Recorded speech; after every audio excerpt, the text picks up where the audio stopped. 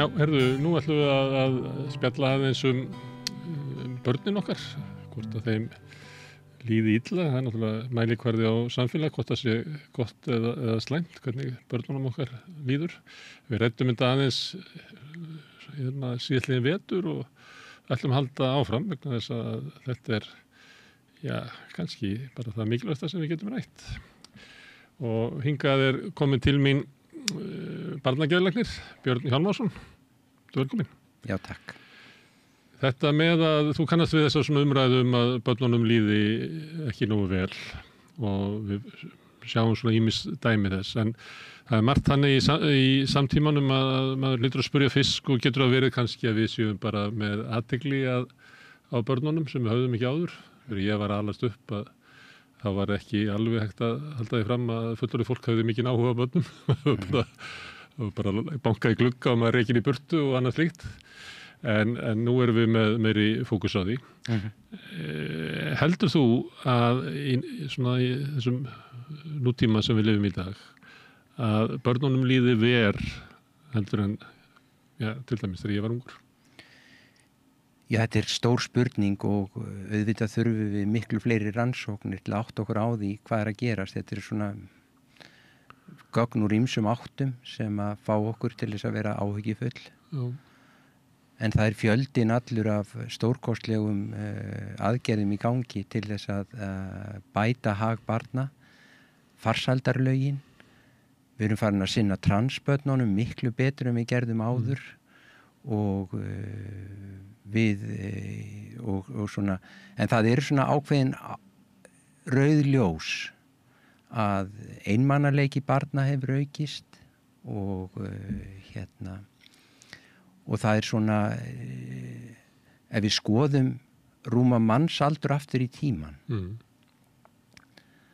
þá trúlega að aukast bilið á lífsgæðum milli þeirra barna sem standa best og þar sem standa verst.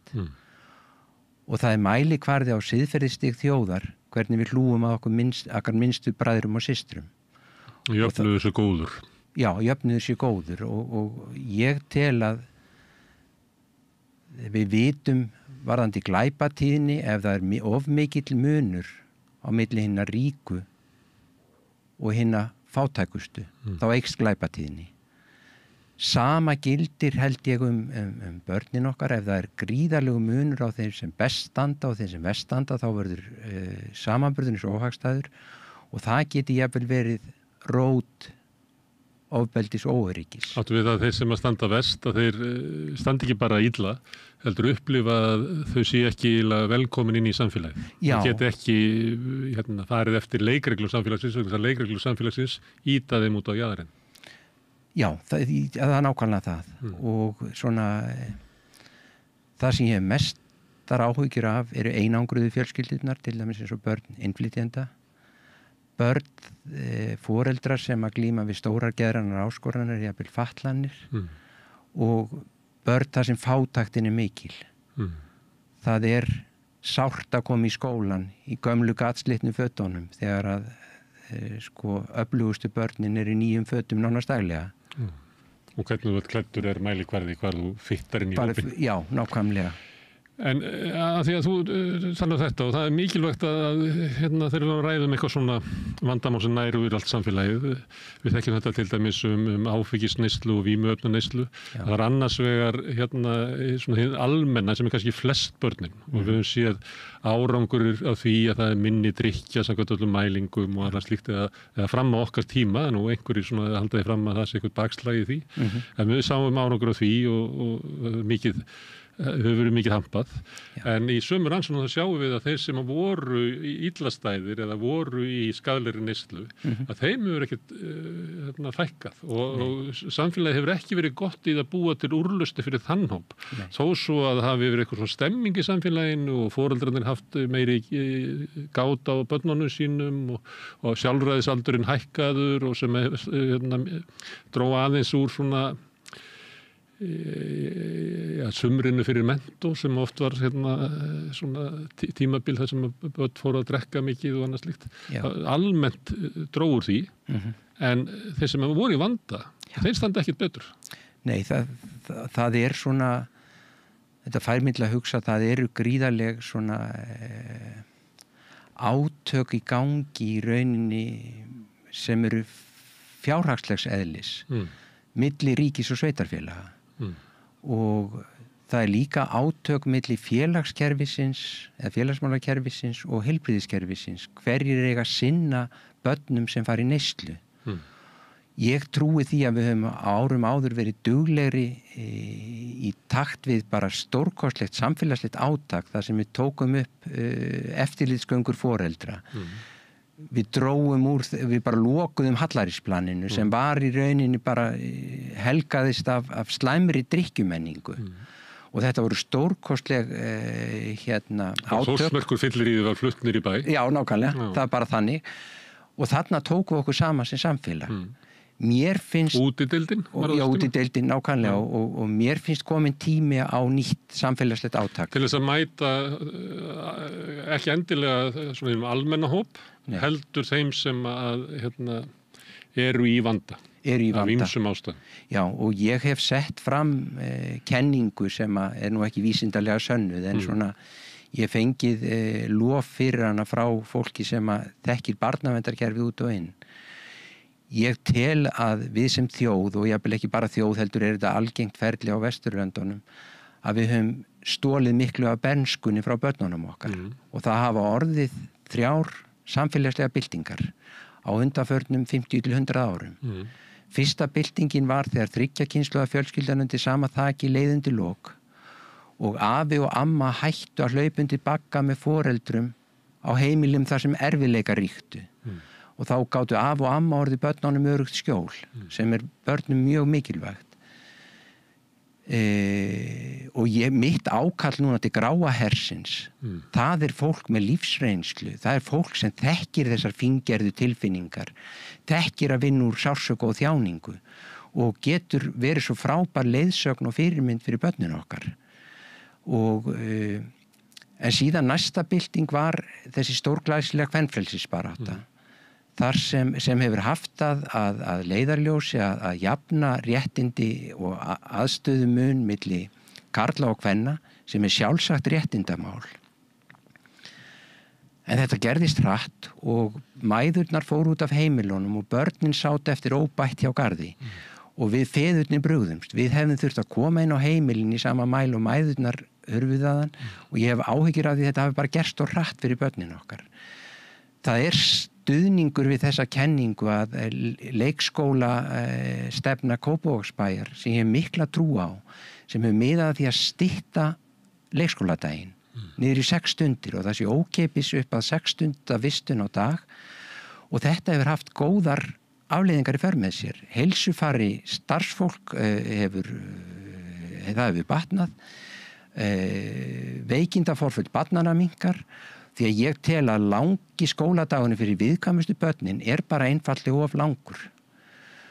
Og svo 3. byltingin hinn stafræna bylting. Og hún hefur haft það sem afleiðingu að börn eru farin að ala upp börn á veraldarvefnum. Það vísa allir ábyrgðinni á löggæslu og veraldarvefnum frá sér og veraldarvefurinn getur verið uppsprettað í gæskuríkasta, fegursta og besta sem við þekkjum í mannsandanum, en líka því allra ljótasta. Og komandi aðstöðumenn barna í dag, að þá alveg svakalegir þessir algoritmar eða algrím sem að beina erfiðu og skaðlegu efni til viðkvæmustu barnanna. Og það eitthvað sem við verðum sem samfélag og bara sem heimur í vanda, við verðum að grípa þarna inn í og gera veraldarvefina öruggum stað að vera á fyrir börnin okkar. Hann það sannarlega ekki í dag og við sem foreldrar við þurfum að vakta miklu betur en við gerum hvað börnin að fást við í skjátækjónum og ég mjög hlynntur þeirri hugmynd að banna bara farsímana með öllu í grunnskólanum því að ég tel að þeir trufli nám, persónuþroska og einbeitingarfærni barnanna okkar. Mér finnst óhugulegt að koma inn í skólasali í frímínútum þar sem ekkert barn að tala við annað barn, heldur eru því öll í skjátækjunum. Þetta getur ekki verið eðlilegt. Því að Þú getum líka séð þetta bara á veitingastað þar sem að foreldri með börnunum sínum og það eru bara allir í sínu skjátæki.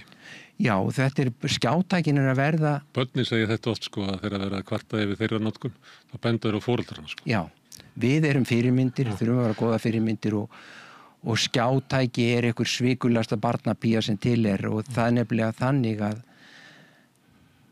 hvað sem á segja gott eða vont veraldarvefinn, þá kemur hann aldrei í stað mannlegra samskipta. Og það svo fallegt ljóðið eftir hann Úlf Ragnarsson, þar sem hann fjallar mikilvægi mannlegra samskipta.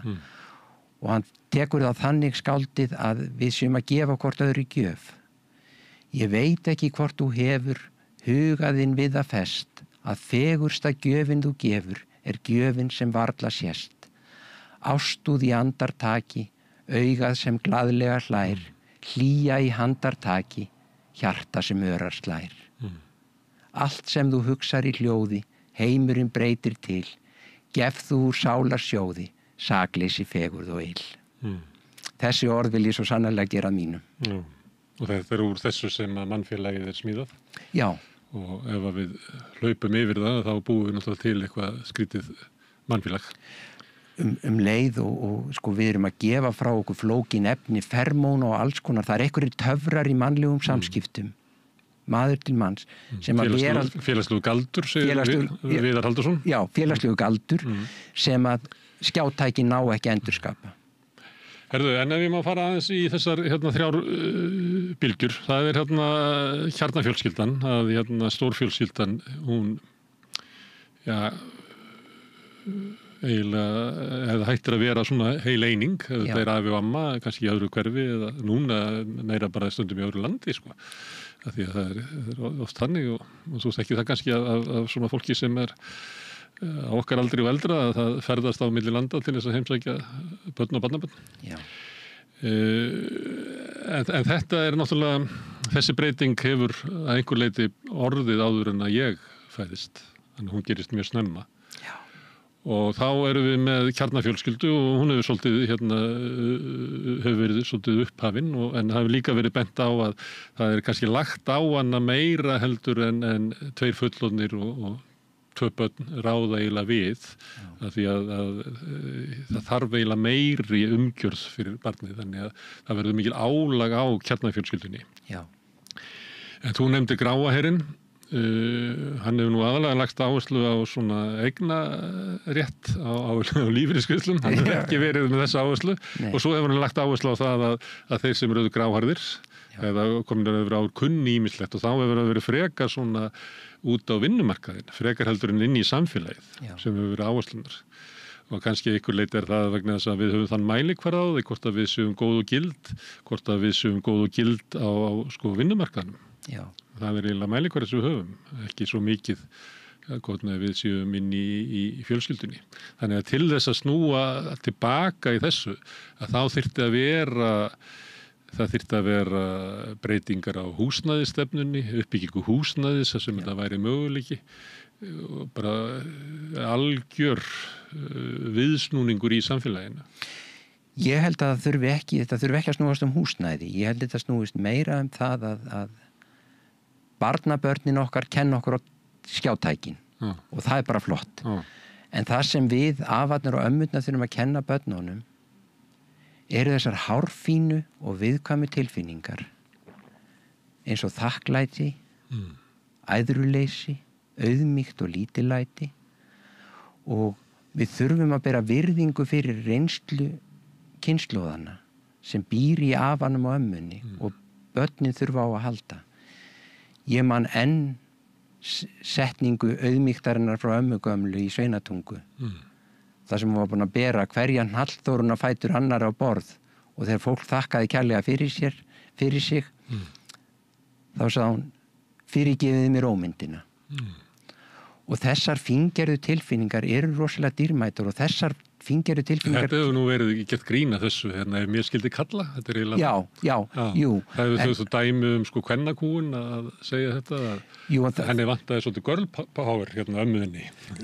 Það sem að ég skildi í ömmu, það gleður mig að gleðja ykkur. Já. Og það er þetta sem að mælir gegn eigingirni mannsins og það finn ég oft í mínum daglegu störfum að það sem hjálpar mér mest í glíminu við erfiðleika lífsins er að hjálpa öðrum. Maður má þetta ekki gleyma sjálfum sér, maður þarf að rækta sjálfan sér líka. Annars ertu ekki til neinar hjálpar? Nei, nákvæmlega. Þannig að, en í gráa hernum býr viska sem við þurfum að koma til barnanna okkar. Ég held þetta snúist ekki húsnæði, heldur snúist þetta meira öflugar gæðastundir með af og ömmu og Dísa systir mín, hún er með bara sérstakann ömmu skóla. Hún tekur þessa ábyrgð svo hátíðlega og tekur barnabörnin sín í ömmu skóla þar sem hún kennir þeim á dýrðir náttúrunnar, á fallegar bókmenntir og uppbyggilegar og góð og jákvæð samskipti. Þannig að amma og afi taki svona eitthvað hlutverk í uppeldi barnanna, en ekki sem tilfallandi barnapíur eins og stundum er. Já, nákvæmlega. Ég held að það sé akkurat það sem er og myndi verða til mikil skaks að við afarnir og ömmurnir færum að stíga með virkari hætti inn í uppeldi barnanna og það jafnvel sko bara vikulegar gæðastundir með af og ömmu, skipulagðar með skipulagðri dagskrá gætu verið alveg frábærar. Nú man ég eftir það að skríða í fangið á afa, það var eiginlega öruggasti staður í heiminum. Já. En hann var mikil rólindismadur, var sjómaður alla ævi og eins og stundum á sjómannaheimilum þá sá amma allt, hún var naglinn og það er margt sem ég lært frá henni í gegnum mömmu, hún dó nú þegar ég var ungur, amma. En það eru svona þeir eiga bátt sem eiga bávarið þú og það var verið að herða mann af því að hún þurfti að halda þessu saman. Hann fékk að vera mjúkur maður. En það var öruggasti faðmur sem hægt var að fara í.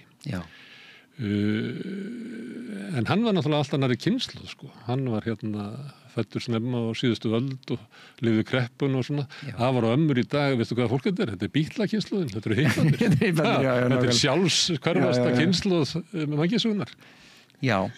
Ertu vissum að hún sé undir þetta búið, þarf hún ekki að fara í og afaskóla? Jú, það er svona...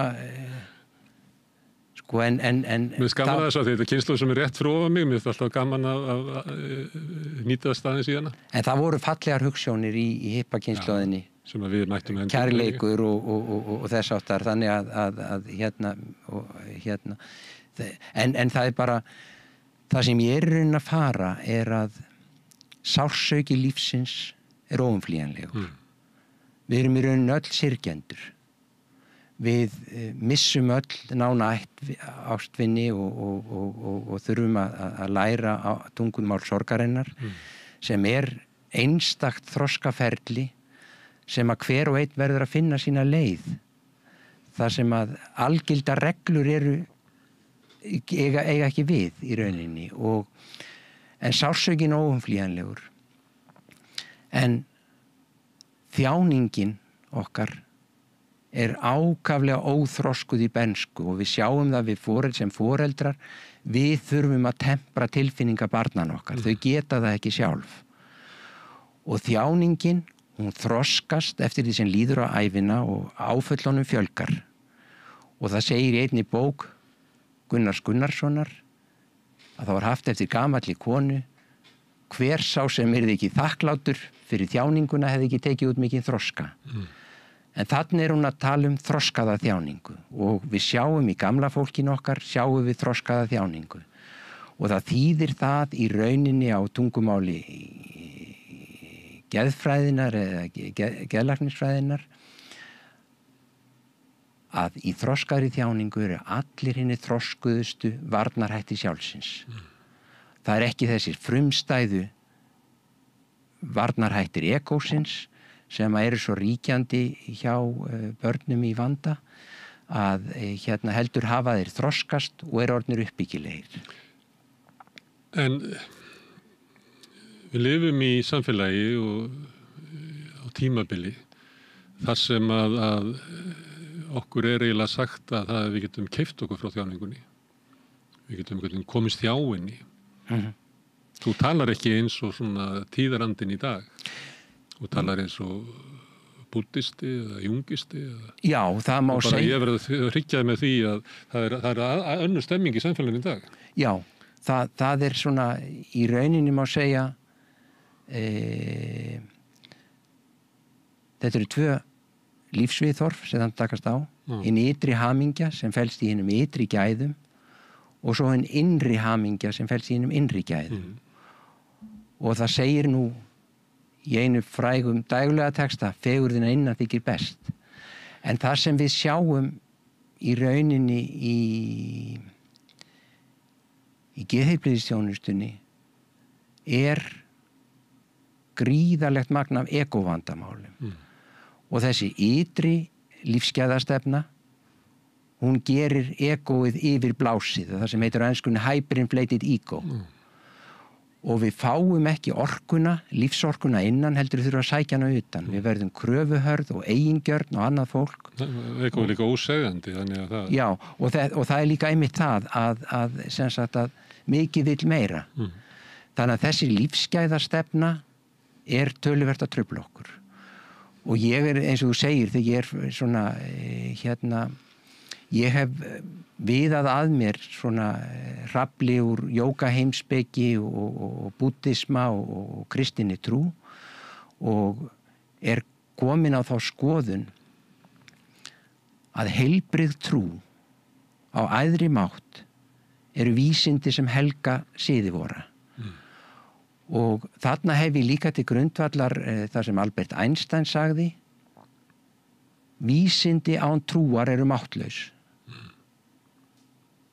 Trú án vísinda er blind. Þannig að í þessum nútíma líka sem hefur útrýmt Jesú úr almannarýminu, þar er þessi stefna, þar er svo sér bara afsanna tilvist æðri máttar, sem að ég hef aldrei sést líka sönnun vísindalega framkvæmda. Og mér finnst í öllu AA-starfi er trúin á æðri mátt lykillinn að árangri, og það er sama sem gildir okkur öll, tel ég, að það er þannig að ef maður lítur á svona jungianska sálgreiningarhefð, þá er sjálfið okkar táknað sem risastór hringur, í rauninu óendanlegu tákn eilíðarinnar. Egóið er pínulítill kassi í miðjum hringnum. Pínulítill hörð neta eitthvað starðinni. Já, og þessi neta er á mótum meðvitundar sem á tungumál og undirvitundar sem á bara tákmál eða erkitýpur. Egóið er talað töluvert niður, en við verðum að muna eftir því að egóið getur bæði verið heilbrigt og sjúkt. Og það sem egóið gerir, sem er út af fyrir skiljanlegt, að allir neikvæðu eiginleikar mínir, það ég til að segja ósatt, það ég taki hluti ófrjálsri hendi, það sem ég er að leggja einelti í skólanum, ég er ekki að borga skattinn minn, eða hvað það er, að þessum sífellt að olbúa mig fram fyrir aðra. Já, olbúa mig fram fyrir aðra. Egóið á erfitt með að kannast við þessa eiginleika sína og varpar þeim í skugga sinn. Og það má segja svona á einfaldan hátt að heilbrigt egó er frjálst frá áhrifum skugga síns. Og niður í gegnum skugga egósins liggur þetta meistaraverk sem er egó sjálföxullin, sem tengir egóið við sjálfvind.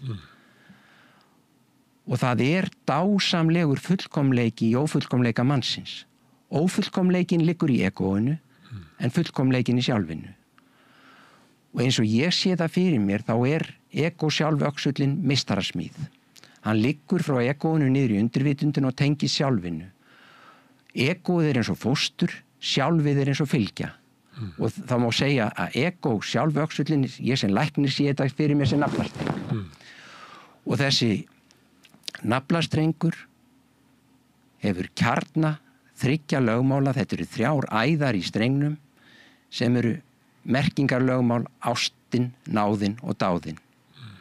Utanum þessa fléttu liggur svo okkar guðlegi kjarni eða okkar guðlegu kjarnar sem ég sé eins og perluband í sálinni. Að ég hef upplifað það í mínu lífi og mínum erfiðleikum alltaf þegar ég hef verið að örmagnast og orðið örvinlaður, þá birtast mér skilningsljós í undirvitundinu og ég held þetta gildum okkur öll. Og þessi skilningsljós kalla ég perluband eða okkar guðlegu kjarna. Þetta er að fólk talar að láta hjarta ráða för. Já, það má segja að augun eru speglar sálarinnar.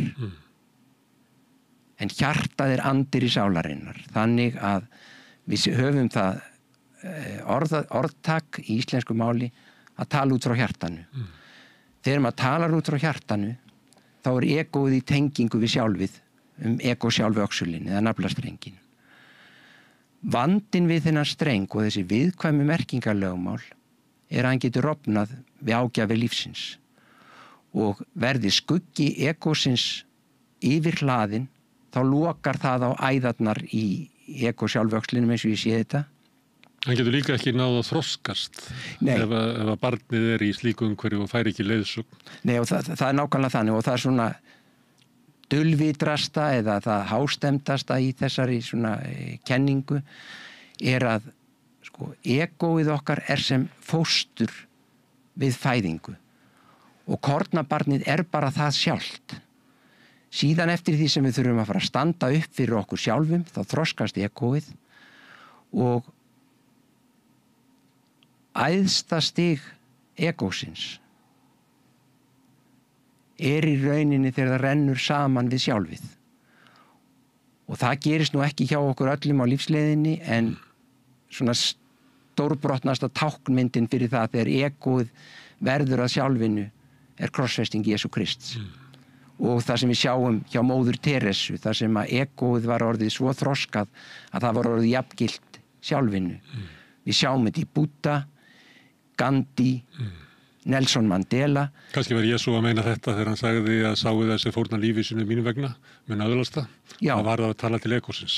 Þá var hann að tala um egóið, já, nákvæmlega. Þú lætur það, ítir því af stjórnborðinu, að þá myndu aðalega miklu starra sjálf, miklu starra egó. Þannig les ég það, þannig að upprisan er möguleg lifanda lífi, takist egóinu að renna saman í víðáttur sjálfsins. Það aðeins að draga okkur aftur inn í samfélag því við erum hópdýr þótt að við séum vitsmunaverur og höfum í okkur guðlega neista sem að þú trúir að sé guðlugur en við getum líka sagt þetta er bara greining mannsins á því hvernig sálarlífið fungerar í okkur að við erum annars vegar með egóið sem er breyst og svona mannlegt en við höfum líka í okkur svona guðlega neista en við vitum hvað við ættum að gera. Þótt að við gerum það ekki alltaf, stundum gerum við síst það sem við ættum að gera en oftast það sem við ættum ekki að gera og þú kannast við þetta. Ég kannast við þetta. Það er alveg að horfa á þetta sem svona sálgreiningu á þess að blanda guði og mikið inn í þetta. Nei, það er líka í íslensku máli er þetta hjálpin er næst þegar neyðin er stærst. Já. En mér langar að því að við erum hópdýr og við búum í samfélagi og að því ég sagði áðan að þú værir að tala þú er ekki að tala hinn almenna tíðaranda. Hinn almenni tíðarandi er smíðaður í kringum þrá egósins eftir að forðast þjáningu að kaupa sér frá hennu og annars líkt og við lifum bara í þannig heimi Við lifum í heimi mikil einstaklishyggju og það er ekki einstaklishyggja eins og þú varst kannski að lýsa að maður geta náð að stækka sjálfið. Þetta er þetta einstaklishyggja egósins sem bara ég má þetta og þú þekkir allt saman. Og við komumst til þroska inn í heimi þar sem er kannski verið góður heimur þar sem við hefðum svona efnislega eitthvað kontról en við höfum líka eitthvað svona andlegt svæði þar sem við myndum styðja okkur í sjálfsleitin okkar. En við lifum í heimi þar sem að þetta svæði er tildulega lítið á meðan að þetta er eiginlega yfir gnæfandi. Þannig skjátíma, það er ekki bara þessi ykkur algoritmi að hendi í okkur ykkur dóti, heldur að vera að selja okkur linnulaust, við getum ekki hort á sjónvarpið þannig að það vera að selja okkur eitthvað mikið af dagskrárefni og orðið bara það, því svo kalluð áhrifavaldar eru meir og minna að segja okkur að við getum orðið hamingjusamari með að kaupa eitthvað sem að þau hafa verið lenga skoðuna, þetta er bara eitthvað sem borgar þeim fyrir að segja þetta, þannig við lifum í við getum þessu bara spiltu samfélagi. Jú, ég er svolítið hrifinn að nota orðið firringu. Já, fyrrt. Fyrst að þú ert að lýsa þarna egofyrringunni. Já. Og það er þá þannig að auðvitað er dásamlegt að hafa öll þessi veraldlegu gæði, en þau mega ekki verða tilgangur lífsins. Því þá erum við að svíkja okkar innstu og helgustu gildi. Og Þú þekkir það í pólitíkinni, þú þekkir það í pólitíkinni, þá er það sagt sko, já, það getur vel verið að við eigum að stefna þessu sem þú ert að segja. En fyrst verðum við að ná því að við eigum efna þessum. Þannig eiginlega rekur fólk sig áfram. Já. Þannig að það sem að þú myndir telja að þú ættir að alltaf að hafa með, að það fólk segir, heyrðu ég þarf að ná þessu, ég er að klára námið og svo er að köpa mér íbúð og svo er að gera þetta og svo er að gera þetta og svo er að gera þetta og þá ætla ég að fara að gera eitthvað. Já, nákvæmlega. Þannig þetta er stemmingin í samfélaginu. Sko, ég segi ekki hjá öllum. Nei, en talandi svona mitt fag sem er læknisfræðin og við sjáum þetta líka hjá sko, heimsklassa íþróttamönnum að merkingaræðarnar okkar í ekosjálfvöxlinum eru ástin, náðin og dáðin. Ef maður keyrir sig bara áfram á einni merkingabrautinni, dáðinni, keyrir sig áfram í að ná meiri og meiri árangri, að þá eru átakanleg dæmi það að sko, fólk bugist á þeirri leið vegna þess að það er svo mikil haming í því fólkin að finna samhljóm milli einkalífs, tómstunda og svo framabrautarinnar sinnar. Þannig að þetta þarf alltaf að vera jafnvægi og þessar þessi þrjú merkingarlögmál sem Viktor Emil Frankl afhjúpaði, við þurfum að tengjast hvort öðru djúpum tilfinningarlegum böndum. Við þurfum, sem er ástin. Við þurfum að vinna okkur í gegnum sársaukan og þjáninguna frekar heldur en að kaupa okkur frá því sem er náðin. Og við þurfum að afreka því sem hugur stendur til sem er dáðin. Við þurfum að sinna öllum þessum merkingarlögmálum til þess að vera farsæl. Og hvers virði er að vera ríkasti maður heims ef maður er einstæðingur og vansæll. Hann verðist nú vera alveg friðlaus greið. Ég held að Elon Musk sé ríkastur núna. Hann er alveg friðlaus. Já. Og það er akkurat dæmi ójafnvægi og en svona komandi að því að sem sagt með svona egóið og sjálfið að þeim börnum og unglingum sem ég er að hjálpa í síðnútímanum í þessu landi allsnægtana sem Íslandi er þó þessi töluverð misskipting að þá er ég farin að svona hugrekki farin að skynja hvað handan við vandamál barnsins er tær og falleg sál eða sjálf og í rauninni er ég fyrst og síðast að hjálpa börnum með egovandamál sem segir bara við búum í samfélagi sem er tölvöld að þjarma að egóinu og ég hef ekki nefnt það en Þú kunnum ekki að eiga við það heldur í fjölskyldunni eða heimunum. En sem sagt höldum að við eigum að leiðbeina barninu þangað að meðan við ættum kannski að leiðbeina því annað. Og mín leiðbeining til gráahersins, til foreldranna og til barnanna að eins og ég sé það þá eru 3 stoðgrindur í ekosjálföxlinum sem hjálpa okkur að halda ekosjálföxlinum opnum sem er lífspursmál og líka fyrir hamingju okkar að sitja vel í sjálfum okkur og þetta kalla ég skrifaði nýverið hugveiki sem ég kalla 3 hugtökum traust og það er rosalega mikilvægt fyrir barn í flóknum heimi að hafa gott sjálfstraust og hvað er það? Það er að hafa trú á sér til góðra verka. Það er að segja þarna kemur trúininn og kærleikurinn. Því að sem sagt, í góðra verka það vísa til hins góða sem er þá kærleikurinn. Næsta traust sem er lítið fjallað í fræðunum en mér finnst mikilvægt er kalla ég frumtraust eða primal traust. Og þetta er í rauninni traust sem við leggjum til okkar sjálfra. Frumtraustið er grundvallað á barnstrúnni sem að mér sýnist við vera bara að ganga mjög hart að í nútímanum að ég tel að barnstrúin sé mikilvæg og Ég sé það ótrúlega oft í skjólstæðingum sem glíma við mikla erfiðleika að frumtraustið, eða þessi sumir kalla, kirkjunarfólk kalla trúartraustið, að það veitir von þegar að myrkrið grúfir yfir og er þannig lífsbjargandi. Það er betra að ala barnið upp í barnstrú, vegna þess að það hjálpar því að upplifa sig velkomin og elskaði í heiminum. Já, og það er, já, nákvæmlega. En getur ekki gert það án þess að fara í sunnundagsskólann? Jú, það er alveg ekki. Getur ekki trúlaust foreldri veitt barni sínu einhvers konar barnstrú, þó það sé ekki guðstrú? Jú, það má segja, kannski höfum við ekki talað neitt annað hér í dag en trú. Trú á það að morgun rísi, trú á því að taki því að fara í rúmi og mæta til vinnu, trú á því að maður gangi vel í vinnun og þess áttar, en trú á framtíðina, trú á sjálft sig eða sjálfan sig er rosalega mikilvæg. Og þetta frumtraust þurfa að efla í börnunum okkar, þeim öllum, sérstaklega þeim sem eiga erfitt. Og hvernig gerum við það? Með því að temja þeim auðmýkt gagnvart missast í kenningunum aðri mátt.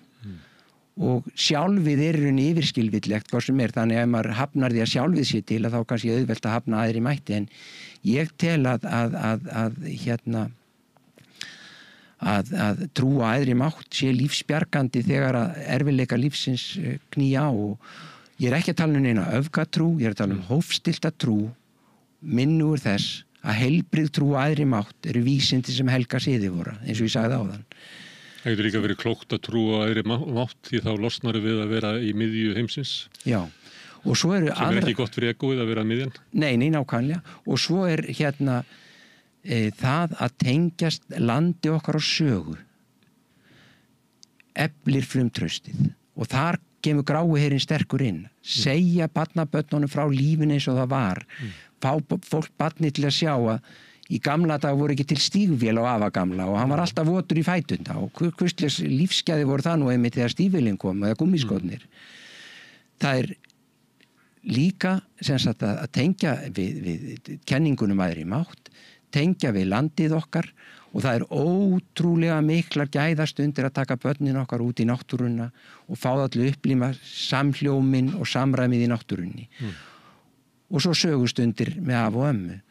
Þetta er að skynja sjálfa sig í samhengi, í einhverju sögu. Það er bara það. Við Íslendingar ættum nú náttúrulega að skilja það, við stundum höldum við að við séum söguþjóðin, að okkur séu svona auðveldara að smíði kringum okkur einhverja sögu til þess að finna til öryggis og skilningsfrekar heldur en svona annars konar þekkingu. Það er nákvæmlega þannig, þú hittir naglan á höfuð, það er að skilja sjálfan sig í ljósi sögu sinnar og sinnar ættar. Og öll genin sem við fengum við frá forfeðrum okkar. Ástand genana sem við fengum réðust af lífsskilyrðum og reynslu af og ömmu. Og þetta er svo kallað utangena erfðirnar. Þannig að það er svo gott að vera í snertingu við sig og sína sögu og sína ætt. Ertu þá að tala um svona tráma sem getur erfst í gegnum genin? Já, nákvæmlega. Eða eiginleika sem erfast í gegnum genin. Það er að segja, það skiptir ekki bara máli hvaða gen við fáum, heldur í hvaða ástand eru þessi gen. Og síðan er þriðja traustið sem Erik Eriksson fjallaði sem hann kallaði basic trust eða grunntraustið. Og það er þessi gjöf sem við uppalendur barna gefum þeim, að heimurinn sé áræðanlegur og fyrirsjáanlegur staður að vera á. Og til þess að geta gefið barni þessa gjöf þurfa samskiptin að vera nærandi, örugg og stöðug. Og stundum skapast þær aðstæður í fjölskyldum, hjónaskilnaður og þess áttar, þar sem að þetta bregst, og þá þarf grái herinn að styðja við, sérstaklega börn sem er að ganga gegnum skilnaðarferli foreldra. Þar þurfa afinn og amman að koma sterkinn til að styðja við barnið, til þess að vernda grunntraustið. En þessi þrjú traust, sjálfstraustið, grunntraustið og frumtraustið, þau halda sjálföxlinum opnum undir ágjöfum lífsins eins og ég sé það. En þú ert að ákalla gráa herinn og þá erum við svolítið á þessu svona hinu almenna En síðan eru náttúrulega fjölskyldur þar sem að hefur orðið rof á milli kynslóða og það eru einstæði foreldrar þar sem að sko makinn eða hitt foreldrið sinnir barninu ekkert og það er rof á milli ætta. Það er bara fólk sem stendur bara mjög veikt og getur ekki sótt þetta í sína eigin fjölskyldu eða slíkt. Og ég veit að þú ert geðlæknir og fæst við einstaklingin. En menn hafa nú verið svolítið að benda á það og bara að stundum eru við kannski að fást við einstaklingin og hans vanda. Þegar við ættum að vera að fást við sko félagslegan vanda. Já. Þú veist, það er, ef að ég er sko fátækt barn, einstæðra móður sem að þarf að vinna í 3 vinnur og hefur ekki þrek til þess að sinna mér og það er rof á milli kynslóða eða kannski bara getur verið sjúkdómur á afa og ömmu, vímuefnavandi eða bara geðræn vandi sem að skerðir sko foreldrahæfni þeirra líka. Já. Og ég kem til þín, minn vandi er kannski að langstæstu leyti bara félagslegur. Já. Það er lækningin við mínu vanda ætti að vera félagslegur vandi. Af því að við erum bara með samfélag þar sem að það er mikill ójöfnur og það er ekki gætt að þeim sem að standa það veikt að þeir þurfa stuðning, að fjölskyldurnar sjálfar geta ekki, sé ekki sjálfbjarga stuðning og þá höfum við hann ekki. Nei. Þá kemur fólk til þín og einhver getur komið til einhvers annars geðlæknis og farið heim með lyf við félagslegu vanda. Jú, þetta er rosalega viðkvæmur punktur og ég vona í móðgin og engan með þessum orðum að við skerum okkur frá Norðurlanda þjóðunum í því hvað við notum mikið af geðlyfjum og nánast öllum lyfjum. Við erum svona, og það er hluti af egovandamálinu okkar. Ef við búum við vandamál þá bara lyf að leysa það og þannig hugsar egoið. Kaupa sér frá vandanum. Kaupa sér frá vandanum og það kemur líka fram í lyfjanótkun að ég hét mér því að ég skildi aldrei nota geðlyf til að berja í félagslega bresti. En því miður ger ég það mjög oft af því að það var eina úrræðið sem mér stóð til boða í miklum vanda. En það eru átök milli sveitarfélagana og hins opinbera þjónustu, félagslega þjónustu við okkar minnstu bræður og systur. Það eru núna búið að stíga skref til þess að höggva þennan hnút en það er blóðugt fyrir minnstu sveitarfélögin okkar. Ef það kemur þar einstaklingur inn með mikinn og flókin vanda, svona fjölkerfa vanda sem þarfnast mikilla þjónustu, þá er þessi þjónusta jafnvel dýrari heldur en sveitarfélagi ræður við. Þannig að ég held að það væri farsælast að félagsþjónustan færi aftur undir það opinbera. Ég er ekki að gagnrýna neitt með þessu en þessi átökum peninga spilla fyrir þjónustunni. Ég veit ekki hversu oft ég hef setið fundi með barnaverndarnefndum svona mál eins og þú lýsir, þar sem félagslegu vandi er himinhrópandi og barni þarf jafnvel rándýra vistun og sveitarfélagi segir ég borga ekki og vegum engin önnur úrræði. Þannig að þá en það er alveg rétt, þegar að félagsþjónustan bregst skyldum sínum, þá er félagslegur vandi gerður að heilbrigðisvandamáli. Félagslegur vandi gerður af einkavanda sem það er ekki. Nei. Þetta barnið varð fyrir félagslegu óréttlæti og það ber ekki sök á því og það er ekki hægt að lækna það að félagslegu óréttlæti. Nei, allra síst með lyfjum. Já, og það er líka á hinn bóginn. Þetta er svona lögmál fátæktarinnar, andlegu fátæktarinnar myndi ég segja að þegar að félagslegu vandi er gerður að heilbrigðisvandamáli og svo þegar að skjólstæðingar okkar í heilbrigðiskerfinu eru óalandi og óferjandi og taka ekki nokkur í meðferð, þá verður það félagslegu vandamáli.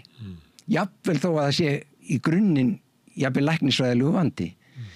Þannig að ég tel að Við þurfum sem samfélag virkilega að hugsa út frá svona okkar minnstu bræðrum og systurum, þurfum við að hugsa þetta svolítið upp á nýtt. Hvernig við komum í veg fyrir það að átökum peninga komin niður á þjónustunni. En að því að við nefndum lyfjanotkun og þá það kannski fyrirvari sem að verður að hafa að við verðum að fá að ræða að það sé of mikið notað af geðlyfum án þess að við séum að halda því fram að einhver tiltekinn sem að taka geðlyf, hann ætti ekki að gera það. Nei. Þú veist það getur bæði verið rétt að ég þurfi nauðsynlega á mínu lyfjum að halda og að við notum allt of mikið lyfjum. Já. En þú kannast við þetta, leiðu þau byrja að ræða þetta, að þá rís ykkur upp og svo þau byrju allar að taka með lyfin. Þannig að það svo við sem samfélagi ráðum illa við þetta sem að svolítið hrópandi vandamál í samfélaginu, því að í samanburði við aðra þjóðir þá alveg augljóst að við erum á einhverju sérleið. Já, það er það. Sko, það ég held ég enginn, mjög fáir segja að þetta sé réttleið. Nei, það er svona, ef maður lítur á söguna, þá áður en að allar þessar frábæru sálfræðimeðferðir komu og öll þessi nýju og góðu geðlyf þá voru skáldin í fullu starfi við að hugga fólk og í rauninni hvað voru skáldin að gera? Þau voru að þroska þjáninguna. Skáldið var að kenna með ljóðinu fólki að syrgja á fallegan uppbyggilegan hátt. Það sem í rauninni ég að gagnrýna að það jafnvel einstaklingur í miklum vanda og það eina sem gert að gefa lyf. Mér finnst þetta rangt. Sko, sorgin getur orðið sjúk og það getur komið þunglindi út úr sorgin og þá þarfnast það sérstakar meðferðar. En ég rosalega þakklátur fyrir sorgarmiðstöðina.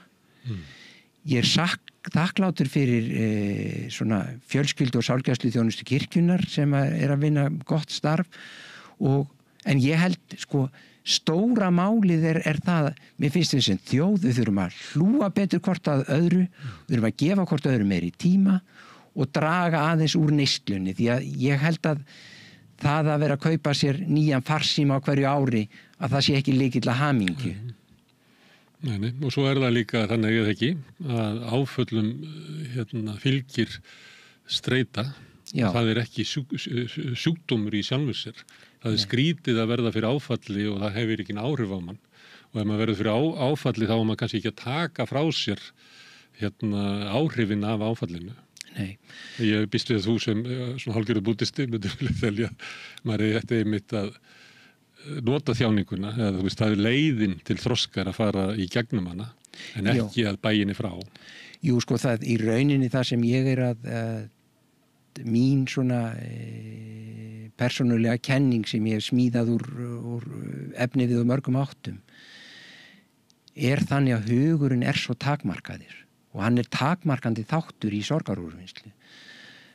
Carl Gustav Jung sýndi fram á það eru sálarflækjur í undirvitundinni sem að í rauninni varnarkerfi gegn ómeðvituðum sársauka. Við dengjum þarna niður sársauka áfallana og sálarflækjurnar grípa þennan sársauka. Hver sálarflækja hefur erkitýpinskan kjarna og utanum þennan kjarna getur komið mikið af erfiðum tilfinningum og upplýsingum sem eru þá svona eins konar dulvitaðar. Þar sem að alvarlegast og ég hef séð nokkuð dæmi það í síðnútímanum og það sem ég upplifi út frá þessum kenningum sem ég held hér fram að stærstu áföllin sérstaklega á bernskuna og bernskusálarflækjuna geta verið svo kröftug að bernskusálarflækjan virkjast og brýst inn í egóið í gegnum skugga egósins. Og hvað gerist þá? Erkitýpiskur kjarni sálarflækjunar brýst fram í ljósið og það getur leitt í tortímingar, annarkvort viðkomandi eða einhver annara, eða þá til sköpunar fegustu listaverka. Og þetta í rauninni bara svona kjarnin í hugmyndafræði Carl Gustav Jung sálarflækjurnar, sem að þýðir í rauninni að sko áfallafræði sem snúast bara hugan. Þau duga ekki alltaf til hjálpar. Og eitt af því sem við sjáum, og það er eina vakningunum í nútímanum sem ég hef töluverðar áhyggjur af, að við séum að fara okkur á hratt eins og við gerum oft þar öll þessi notkun á hugbreytandi efnum til þess að heimsækja undirvitundina, til þess að komast í hennar sársauka og ég er engin sérfræðingur á því sviði en ég bara bið fólk að fara varlega og hafa góða fagmenn með sér í för og vera ekki að gera þetta sóló því að ég heyrði eftir þýskum vísindamanni að þeir sem að glíma með mikinn sársauka og óþroskaða þjáningu og áföll sem þeir ráða ekki við að það að fara á vit hugbreytandi efni svo fara í vímu, það kemur mann á okkur áfangastað en svo fer maður bara á sama staðin aftur þegar vímunu lýkur nema maður hafi öfluga og góða leiðsögn og ég bið fólk umfram allt að fara varlega. En líklega er hugmyndið svo að víman, trippið, að þetta er þannig, víma, geti valdið svona breytingum. Þú getur endur uppstokkað sjálfan þig með því að sjá eitthvað. Þetta sé svipað og að renna saman við alheimsvitundina og upplifa þig öruggari í heiminum og eftir. Það er líklega það sem að fólk er að sækjast eftir. Það er að sækjast eftir. Það er ekki endilega víst og hittir á það. Nei, en þessi þýski... Þú getur komið út af einhverjum allt öðru stað í lyftunni heldur en... Já, markmið þarf að vera skýrt. Og ég er í rauninni dolfallinni yfir innsæi Sørens Kierkegaard, sem var danskur trúmaður og tilvistarheimspekingur.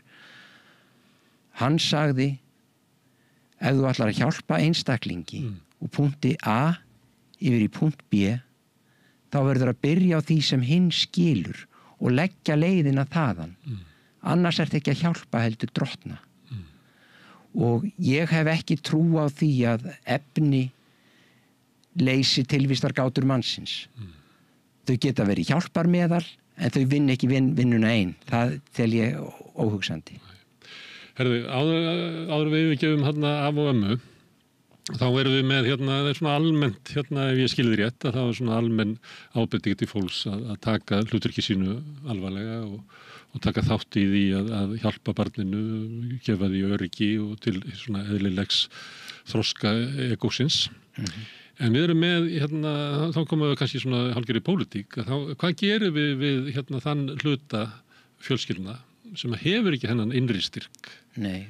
Ætlar að búa til ömmu og afa stofnun ríkisins og ætlar að leigja ömmur og afa eða hvernig getur samfélagið, stóra samfélagið, af því að sömuleyti rekur þetta svona ekki að þessi innan fjölskyldunar, en samfélagið er náttúrulega flóknara en það. Og ég meina, einhver leyti eru við alin upp inn í samfélaginu og þú þekkir það að það getur haft ótrúlega mótandi áhrif á mann, svona fyrsta fullorðna manneskja sem að maður kynnist utan fjölskyldunar, getur orðið svona nestor eða eitthvað bara eye-opener, allt í einu sérðu, þú veist, eitthvað sem er verður mikil fyrirmynd og annað slíkt. Er eitthvað sem að hægt er að gera til þess að hjálpa þeim sem kannski þurfa mest á hjálpina að halda? Sem eru á veikum fjölskyldum. Það eru stórkostleg dæmi þarna úti, til dæmis börn sem er erfitt með að læra að lesa. Það er einhver öruggasti faðmur sem slíkt barn getur fengið að fá bara einhvern félag eldri borgara til að lesa með sér. Og börn eru ótrúlega tærar sálir. Ég hef reynt það bæði á skjólstæðingum mínum og eigin börnum. Þau eru ótrúlega tærar sálir og þau skynja langt út fyrir endimörk tungumálsins þessa hlýju, öruggu og stöðugu nánd í okkur gamla fólkinu. Og þau þurfa á þessu að halda. Og ég myndi halda að félag eldri borgara gæti afla sér skotsilfurs fyrir félagsstarfið með því að vera með skipulegar lestrastundir fyrir börnin í leikskólanum og jafnvel að koma inn í grunnskólana og segja frá lífinu eins og það var á Íslandi, því að það er svo lifandi fyrir börnunum að heyra eitthvað lýsa þessu hvernig þetta var áður en öll þessi tækni kom. Má ég spyrja út frá, segjum úttaugaðri, þreyttri, hinstæðri móður sem á í náttúrulega mjög flóknum samskiptum við barnið sitt. Barnið, móðurinn kannski finnur til mikillar fyrir skömm, fyrir að geta ekki uppfyllt ímyndaðar og raunverulegar væntingar barnsins og eitthvað fleira og það getur verið svona samskipti getur verið svona flókin. Má það vera að til dæmis með aðstoð í lestur þá getur það bara verið í sjálfu sér bara gott að það komi einhver annar og taki. Já. Því að þú getur ekki borið allt sem að barnið þarf. Það bara, ein manneskja bara getur það ekki. Nei. Hefur aldrei gert það í allri sögunni og mun aldrei gera það. Það þarf heilt þorp til að alveg barn. Það var flókið að verða læknir en það var ennþá flóknar að verða faðir. Uppeldishlutverkið er stærsta og flóknasta hlutverk sem við tökum að okkur á lífsleiðinni. Það dregur fram alla styrkleikaðina en alla veikleikaðina leið. Og ég svona hef með mínum sonum verið þeirra gæfa aðnjótandi eignast með þeim töfrastundir. Oft í heitum pott út í náttúrunni eða bara á göngu eða í fjallgöngu og þá kemur þessi tæra sál barnsins fram. Ég spurði 9 ára son minn Atli minn, hvað er nú að dýrmætasta sem þú átt? Og þá svaraði hann ímyndunaraflið. Lykilinn að ólýsanlegri aðlögunarfærni mannsins. Og ég bara, mitt ákall til fólks notum ímyndunaraflið, finnum góðar lausnir til að gera íslenskt samfélag barnvænna en það í dag. Eitt sem að fólk var að segja við mig síðlega vetur þegar ég var að ræða var að við erum að skemma bernskuna. Það eru allt og mikið að skipulögðu félagsstarfi. Það sem að þroskar barni mest óskipulögðu leikur barna sín á milli. Og við erum að taka þetta bara í burtu. Það búið að einhvern veginn formgera allt og þú kannast við að fólk að skutla börnum á milli fram og tilbaka og mín kynslóð fór bara út á sparkvöll og spilaði þar fótbolta en núna þetta einhverja svona skipulagðar æfingar og tekur undir þetta að leikurinn, mikilvægi leiksins að við séum eitthvað litið blind á hann, að því að við erum alltaf að reyna að undirbúa börnin, hann verði hæfari einstakleikari í þessu svona harða samkeppnissamfélagi sem við erum að reyna að tróða í þau þannig að þau geti einhvern veginn fittað inn í og valið fyrir skóla fyrir þau þannig að þau hafi tengslanetið vegna þess að við erum að senda þau út í svo harðan heim að þú eiginlega það ekki rúm fyrir það að vera manneski í svona heimi, þú þarf bara að vera vel.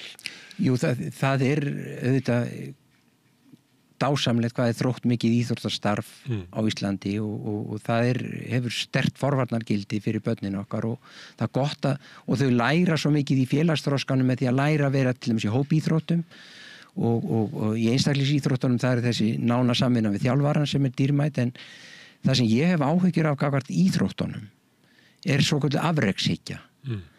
Að ef við ætlum að breyta öllum börnum í afreksíþróttamenn að þá þurfum við að pönkast mikið á þeim og þetta getur komið niður á vellíðan og farsæld barnanna þessi stefna og í rauninni sem sagt finnst mér það vera gildran að við megum ekki einblína svo á afreks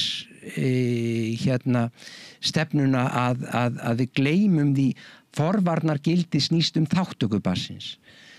En svo náttúrulega þessi dagskrá barna, hún orðin æði þétt og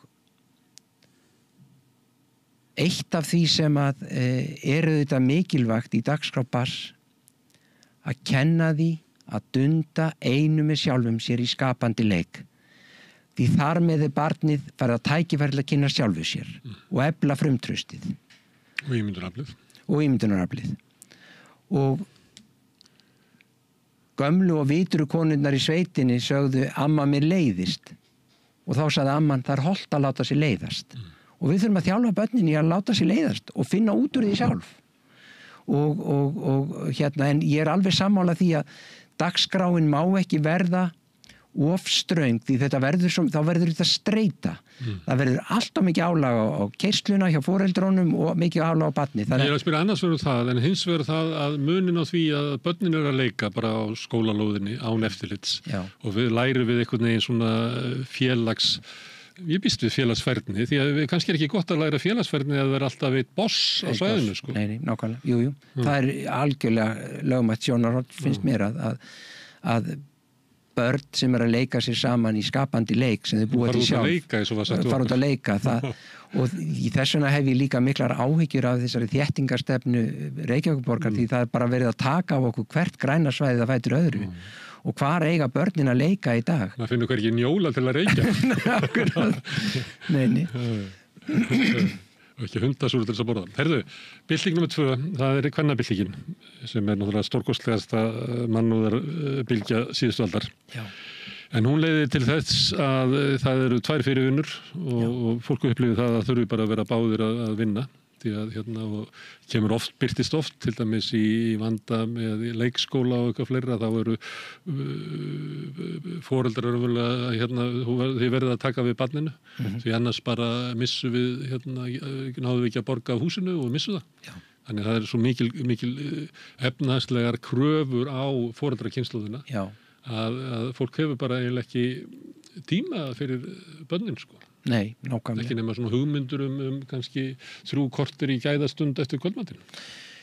Nei, þess vegna finnst mér svo falleg leikskólastefnan í Kópavogsbæ að miða við ég held að 6 tímar sé hámarks leikskóladagur fyrir viðkvæmustu börnin. Með því að hafa þetta líka ókeypis að þá geta fátækufjölskyldurnar líka nýtt til þessa þjónustu. En það er alveg rétt sem þú segir að það er óttalugur forsendu brestur í því fyrir fólk að koma sér þaki yfir höfuðið og að það þurfi 2 fyrirvinnur í fullu starfi til að koma sér upp þaki yfir höfuðið átakanlegt og þarna þurfum við líka að læra af Norðurlandaþjóðunum. Þetta er ekki svona erfitt hjá hinum Norðurlöndunum og við verðum að fara að læra af þeim. En það er það þekkir engin barnið betur en móðirinn og faðirinn og nærandi, örugg og stöðug tengsl milli foreldra og barns eru einhver stærsta gjöf sem við gefum barninu inn í framtíðina því það byggir upp grunntraustið. Og hvað gerist þegar grunntraustið brestur? Þá verður svo grunnt á flótt og árásarviðbröðum gagnvart öðrum. Og þetta er eitt af því sem við sjáum í síðnútímanum að það er að verða þessi hnífaburður barna er bara bullandi óöryggi. Það er ekkit öðruvísi. Þau vantar grunntraust. Mikið ofbeldi og árásargind í hópi barna, sko. Já, dóttir mín sem er núna 18 ára hefur verið að tala við mig þetta í mörg ár, sko. Hún segir alltaf að þú bara þekkir ekki mína kynslóð, segir hún. Og er að lýsa því að það sé eitthvað í gangi, sko. Þetta myndi ég telja að væri til merkis brotið grunntraust. Og hvað þá með frumtraustið? Hvað gerist þegar frumtraustið brestur? Það fyrsta sem við sjáum í barni, þegar frumtraustið er brostið, það getur ekki dvalið í sjálfu sér. Það er svo fjarri sjálfu sér, það er svo eirðarlaust, það eirir ekki við neitt, það er með einbeitingarerfiðleika og þá fara eigin flótt og árásarviðbrögð að beinast að okkur sjálfum. Og það er vandi sem við sjáum svo mikið í geðheilbrigðisþjónustunni. Og áður ég segi kannski meir það ætti að benda á að einhver viðkvæmur að hlusta þá bendi ég á hjálparsíma Rauða krossins og Píetasamtökin og heilsugæsluna. Og það er alltaf hjálp að fá en það sem við sjáum þegar eigin flótt og árásarviðbrögð fara að beinast að okkur sjálfum þá kemur upp sjálfskaðinn, þá koma sjálfsvígshugsanir og jafnvel sjálfsvígstilraunir. Við sjáum jafnvel átröskunareinkenni þar sem að barnið gerir árásir á sig sjálft og þetta er svona grafalvarlegur vandi sem við sjáum þegar frumtrausti brestur. Og svo gerist það líka að sem er alvarlegasti vandinn sem að við er að etja hjá barni sem býr við mjög erfiðar aðstæður eða unglingi þegar vonin er farin.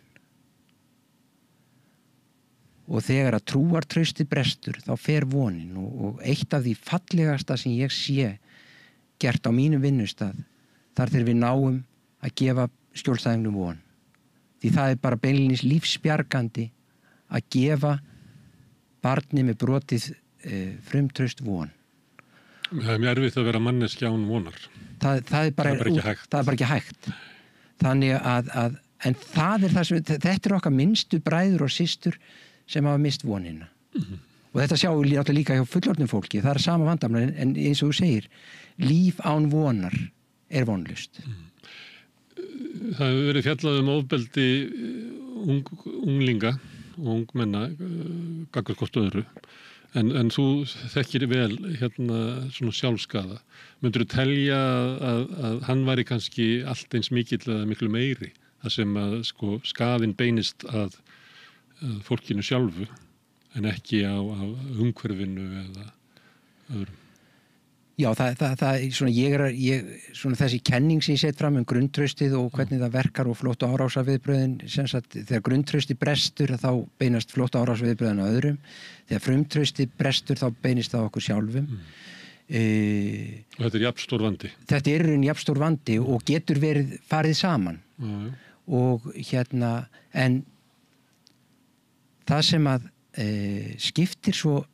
En við höfum ekki sömu tilefni til þess að ræða sjálfskaðan, eins og gerist þegar verður ykkur hörmungar viðburður. Nei, en þetta svona hugtök sem við þekkjum oft, flótt og árásarviðbragðið, að þóknast eða frjósa í aðstæðum og þess aftar, sem allt saman viðbrögð sem búa í skugga ekósins. En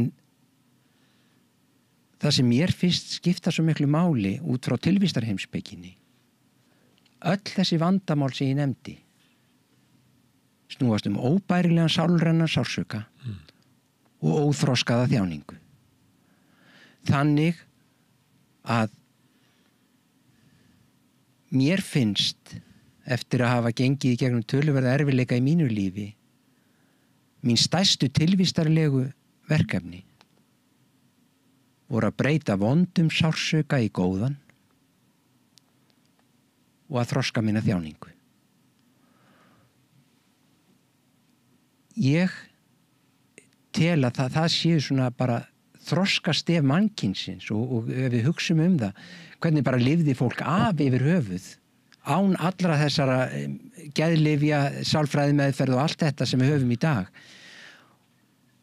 Og það var bara í rauninni það sem Florence Nightingale kallaði TLC meðferðin, eða Tender Love and Care. Mér finnst að TLC meðferði alltaf að koma fyrst í allri nálgun við fólk í miklu vanda.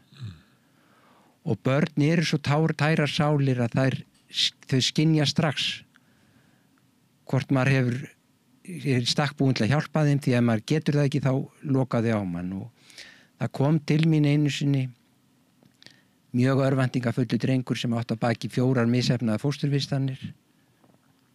Og hann ætlaði ekkert að tjá sig í viðtalinu af því að hann bara treysti ekki á honum yrði hjálpað. Frumtraustið, grunntraustið og sjálfstraustið algjörlega í mólum. Og hann sagði við mig: Björn, ég ætla ekki að segja neitt. Þú ert bara að hjálpa mér að þú var pening fyrir það. Og ég þagði í góða stund og sagði honum svo: Þú verður áttað á því. Það sem hjálpar mér er að hjálpa þér. Við verðum að gera þetta saman. Og þetta var setning sem bjargaði því viðtali. En svona geta börnin verið komin út í algjört öngstræti að traustið er farið, sjálfstraustið farið, frumtraustið farið, grunntraustið farið, og það eru einstaklingar sem að lenda í þessum erfiða svartnætti að voninni farin. Við getum séð það í samfélaginu og alls konar mælingum, að traust í samfélaginu er minna á svona stofnunu samfélagsins heldur en það hefur verið bara á Íslandi bara frá því að mælingar hófust. Þannig að það hefur fall í trausti og við sjáum það í alls konar félagslegri upplausn og pólitískri upplausn. En ég ætla að koma að því að þú nefndir þarna 6 dagana í Kópavogi. Nei, 6 tímana í Kópavogi í dagvist. Já. Og nú kemur aftur einstæða móðurinn og spyrði pólitískt. Hvernig ætlast þú til þess, Björn, að ég geti lifað af því að fá bara 6 tíma vistun fyrir barnið mitt? Þegar mér tekst ekki einu svona að lifa af 2 vinnum. Ég þarf að vera 2 vinnum. Já. Og hvernig heldur það að sé að vera einstæð móðir með 1 eða 2 börn og ætla að lifa af því að geta verið í 6 tíma í vinnu, ekki einu sem það, því ég þarf að koma barninu á innan þessa tíma, þá þarf ég að komast aftur í vinnuna og svo á dagheimilið til að sækja þannig að ég get gunnið 5 tíma. Hvernig á ég að geta lifað? Í hinu fullkomna samfélagi myndi ég segja að það væri bara félagslegur réttur barns að það sé ekki lengur á leikskólanum en það þolir. Og það eru átakanlega dæmi það að einmitt þessar erfiðu aðstæður einstæðum móðurinnar með kannski 2-3 börn að leikskóladagurinn er langur, streitustigið hátt, barnið tekur hverja einustu pest sem gengur á leikskólanum, verður alltaf veikt. Það hefur reiknað út að það er svo mikið af örverum í umhverfinu að við tökum nýtt smit einu sinni í viku frá 0 til 20 ára aldurs. En sem betur fyrir vinnur ónæmiskerfið oftast verksitt í hljóði, þannig að við verðum ekki veik jafnvel þó tökum smitið. Barn sem er í miklu streituástandi, það hefur miklu lægra mótstöðuafl eða ónæmiskerfi heldur en barn sem er í lægra streitustíð. Þannig að oft á tíðum er þetta óttalegi vítarhingir hjá þessum mæðrum að það eru svo mikið fjarverandi úr vinnu vegna veikinda barnanna. Þannig að ég myndi segja að skilgreina bara rétt Rétt barnsins á foreldra sínum.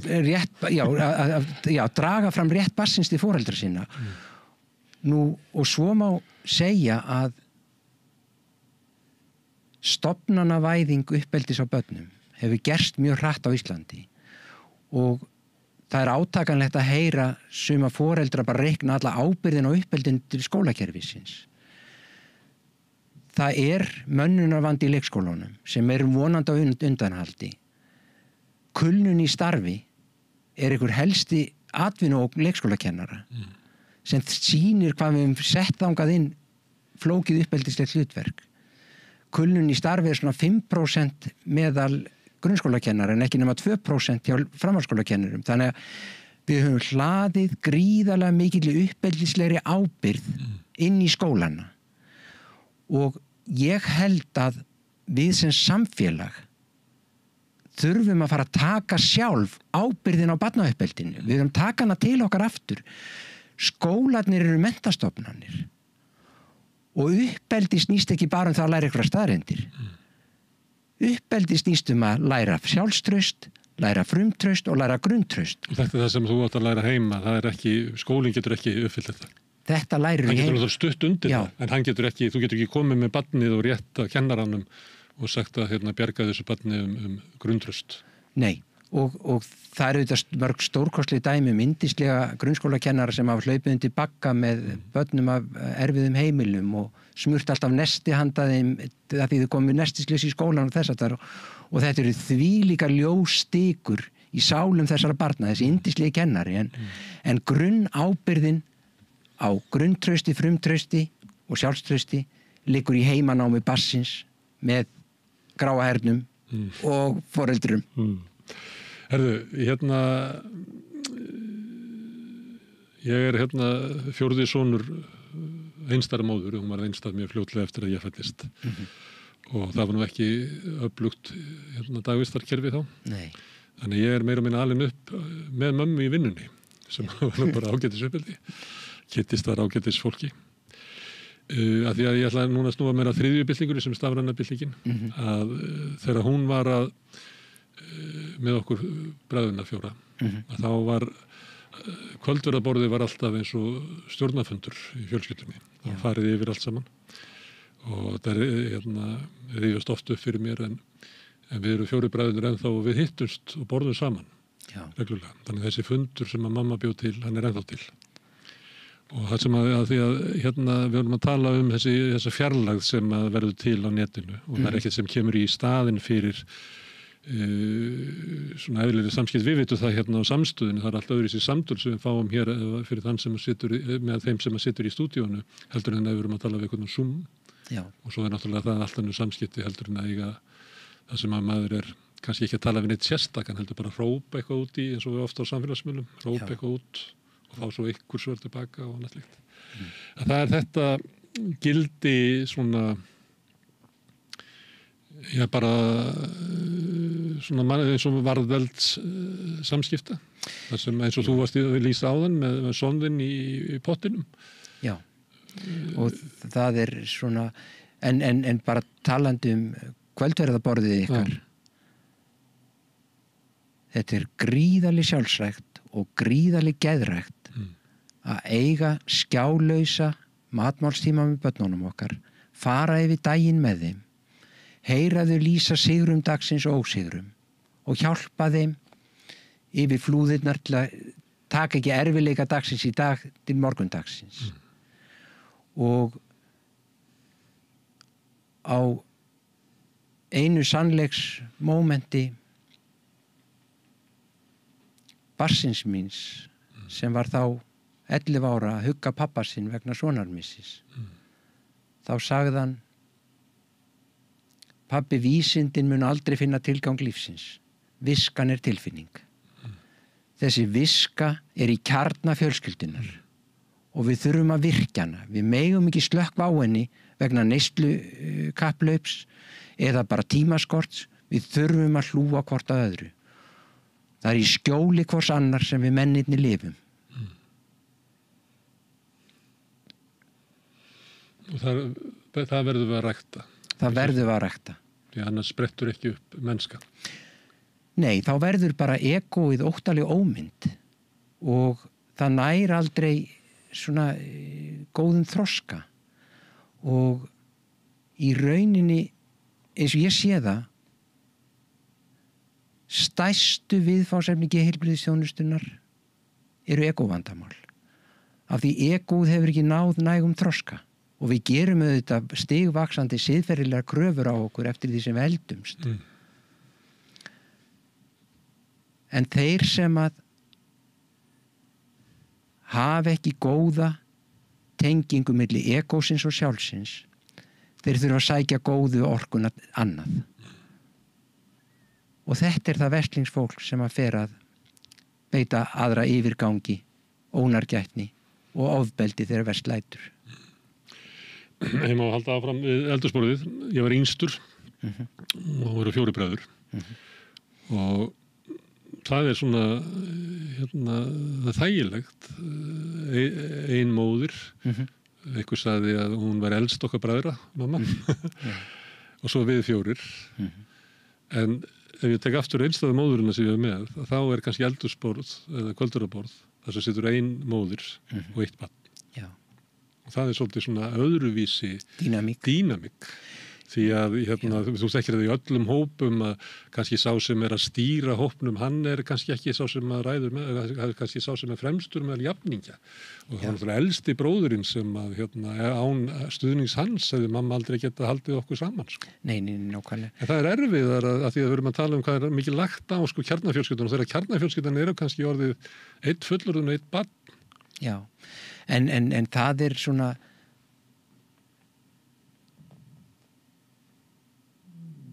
töfrastundirnar geta líka átt sér stað þó það sé bara 1 systkini og ég er ekki að segja það, ég bara veist álæginu. En ég bara heyri á þér hvað þetta voru dýrmætar stundir og þessar gæðastundir með fjölskyldunni eru bara lífsnauðsynlegar. Það bara í orðsins fyllstu merkingu. Og það teymishugsjónin okkur mjög hugleikin þar sem að ég starfa og þegar fólk leggur hugi samans í jafningjar, hvort sem það í fjölskyldu á vinnustað, þá verður 1 + 1 meir en 2 því samráðinu fæðast lausnirnar. Og þá þarf maður líka að vera auðmjúkur gagnvart því að maður veit ekki alltaf fyrirfram hvaðan lausnin kemur. Kannski það svo minnsti sem kemur með lausnina. Og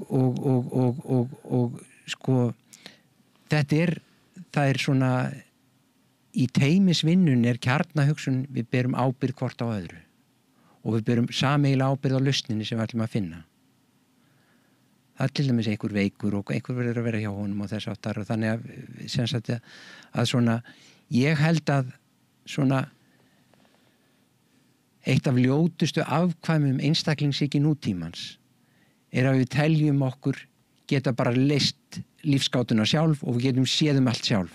Það ekki þannig. Við veikjumst, við verðum fyrir áföllum, við þurfum að hafa auðmýkt til að leggja okkur í faðm annarra og þessi svona eitraða karlmennska, eigi skal haltur ganga meðan báðir fætur jafn langir og þessi dygð að bera harm sín í hljóði. Ég hef enga trú á þessari hugmyndafræði. Má ég að spyrja sem að stundum sagt núna að við gerum kannski of mikið að því að bera harm okkar á torg. Heldur að við getum farið of langt í því?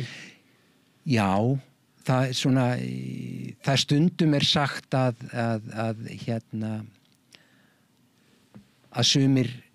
sumum hætti til að nærast á sorginni. Gangast inn í það hlutverk að vera hinn sorgmætti. Ég hef sett sjálfum mér þá reglu að þegar ég hef verið beðin fjölmiðlaviðtöl sorgir mínar og þess áttar, þá finnst mér ég ekki geta þegið slík boð að koma í fjölmiðlaviðtöl nema ég hafi eitthvað uppbyggilegt eða eitthvað nýtt fram að færa, eitthvað nýja hugsun, eitthvað nýja og mig dreymir ekki að drottna yfir fólki með einhverjum fræðum, heldur að leiða það að dyrum eigin sálar.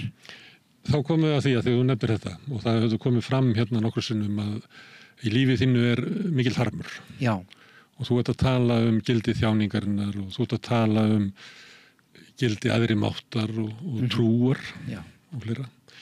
Ef að harmurinn hefði ekki knúið dyra hjá þér, væri ég að tala við allt annan mann með allt annan viðhorf? Já. Þroskuð þjáning dýpkar hugsunina og mann fer að þyrsta í að komast í snertingu við reyndina bak við hennar sýndarveruleika sem að egóið alltaf að hlaða upp í kringum okkur. Þetta sem ég hef sagt núna viðfangsefni á mínu vinnustað mér hefur þráð svo lengi að skilja hvað það, hver grunnvandinn bak við öll þessi egóvandamál. Og í rauninni hef ég tekið stefnu trúarinnar og ég svo þakkláttur fyrir tilvistar heimspekina, hún skilur eftir rými fyrir aðri mátt. Ég tel að allar helstu fræðigreinir mannsins, frá mannfræði, líffræði, læknisfræði, trúarbrögðin, þau sækja öll að sama kjarnanum, sömu viskunni.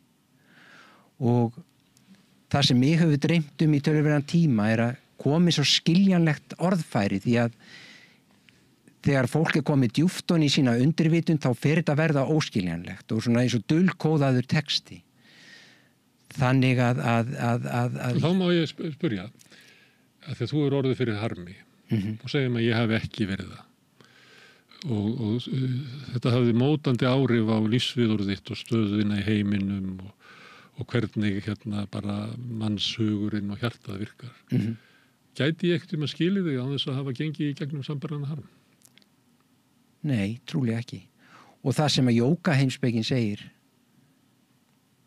kannski ekki alltaf sorgmætt yfir því sem hendi okkur í þessu lífi, kannski það eitthvað sem að forfeður okkar gengu í gegnum.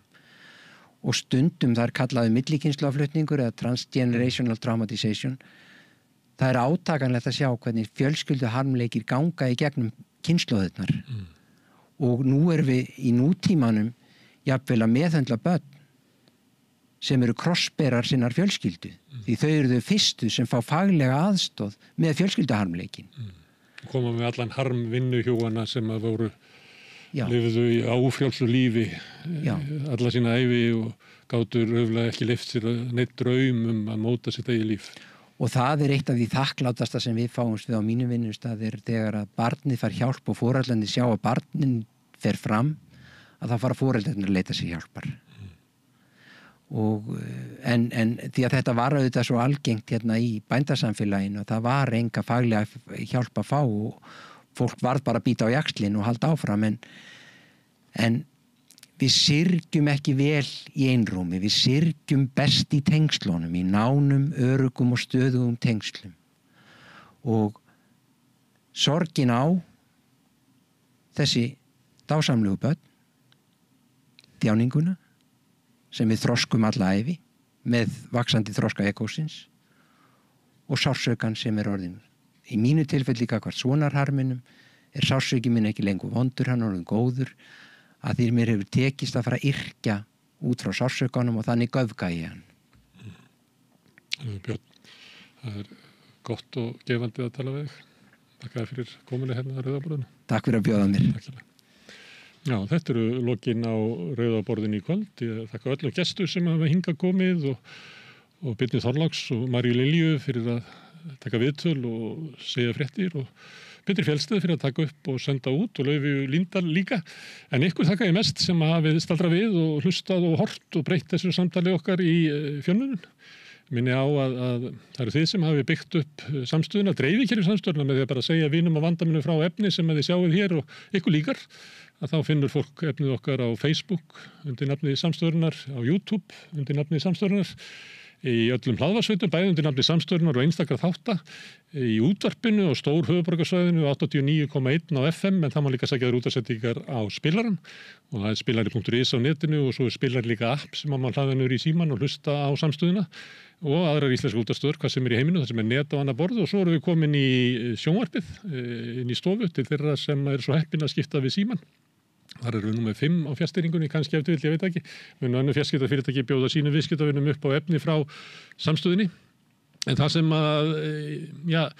er forseta þess að setja byggja upp samstöðuna þið ykkar sem hafið gerst áskrifendur. Og það eru þið sem að gefa okkur afl til þess að hafa hér efni og meðal annars að þróa þessa fréttatíma sem við erum að leika okkur að þessa dagana. Ef að þú ert þarna úti og ert kannski fyrir löngu búin að átta þig á því að samstöðin mikilvægur þáttur í lýðræðislegu samfélagi og vill leggja þitt að mörkunum en hefur ekki látið vera að því, þá hvet ég þig bara til þess að kýla á það eins og sagt og fara inn á samstöðu.is, það hnappur sem ástendur áskrift, það getur skráðið fyrir grunnáskriftin sem 2750 krónur. Þú mátt borga meira þú vilt og því sem kjósi getur látið áskriftin að renna sem félagsgjöldin í alþýðufélagið, en það einmitt alþýðufélagið sem á og rekur samstöðuna. Þetta fjölmiðill og umræðuvettvangur í eigu áhorfenda og áheyrenda. En þetta orðið gott í bili í kvöld. Ég segi bara góða nótt og sjáumst við hérna aftur á morgun með fréttatíma klukkan 8 annað kvöld. Segðu það á samstöðinni. Samstöðin í eigu hlustenda, áhorfenda og lesenda. Sláist í hópinn og gerist áskrifendur.